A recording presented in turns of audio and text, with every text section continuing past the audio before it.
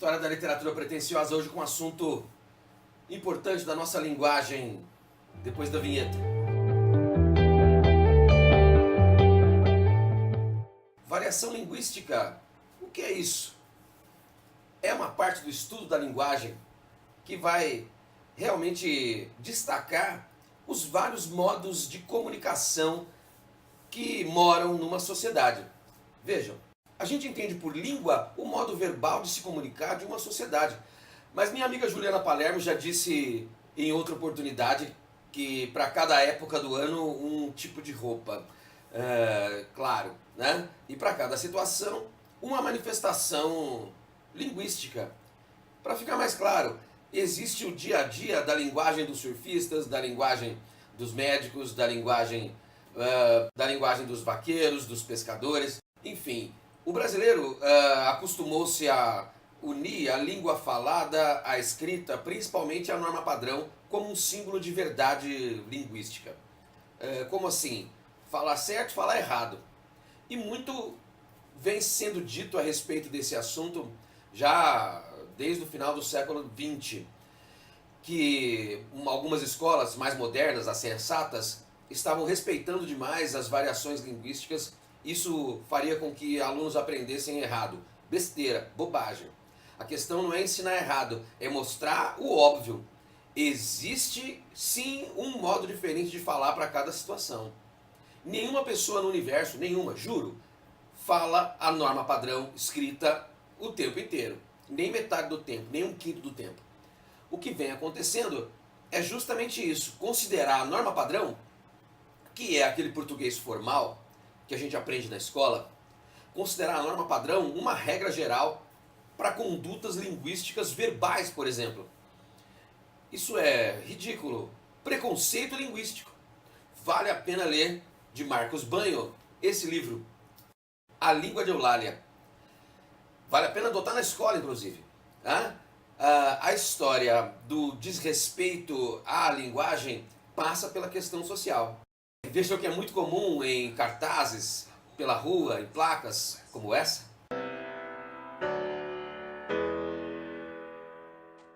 Encontrar muita gente que gargalha, ri e deprecia o autor de um texto como esse fora da norma padrão. Mas justamente por estar numa classe social menos favorecida, isso é passível de crítica. É possível criticar a pessoa que escreve casa com Z ou não faz as concordâncias conforme a norma padrão. Mas, por exemplo, a linguagem dos economistas, os textos ligados à economia, à internet, ao jurídico, pouca gente tem alcance e entende num primeiro momento.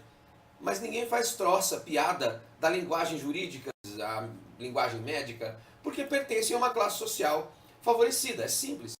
Vejam essa chamada que durou muito tempo numa rede de TV fechada sobre futebol. Tá na área, não é norma padrão. Mas por que aceito? Porque pode. Porque simples é da elite brasileira, é da classe social mais alta, digamos, mais favorecida. Escrever casa com Z na beira de uma estrada, aluga-se com 2 S, enfim, não usar hífen nem acento, isso pode significar a crítica ou frases como a educação no Brasil vai muito mal. Sempre se costuma fazer esse tipo de ligação de modo muito rápido quando se vê uma frase, uma placa, um texto fora da norma padrão. Mas, de novo, para se comunicar dentro de concursos, dentro do ambiente de trabalho, é preciso ir à escola e aprender a norma padrão. É muito difícil, porque é cheia de regras. A gente vai encontrar fora da norma padrão várias maneiras de se comunicar. Já disse, a linguagem das crianças, a linguagem dos fazendeiros, a linguagem do sertanejo, a linguagem do ser urbano, do punk, enfim, do rap. E por aí vai. Existem certos e errados? Não. E no Brasil há dezenas de variantes linguísticas.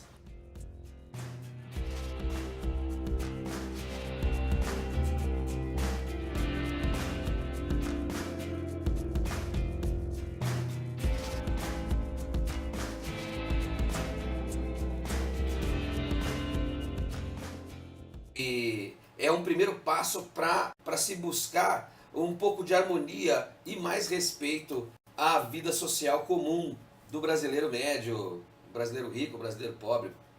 Variação linguística dá conta disso, dessa necessidade de se entender como o brasileiro conversa, fala, escreve nas mais variadas épocas e regiões do país, que é bastante grande, né? Não deixe de curtir nossa página. Boa aula!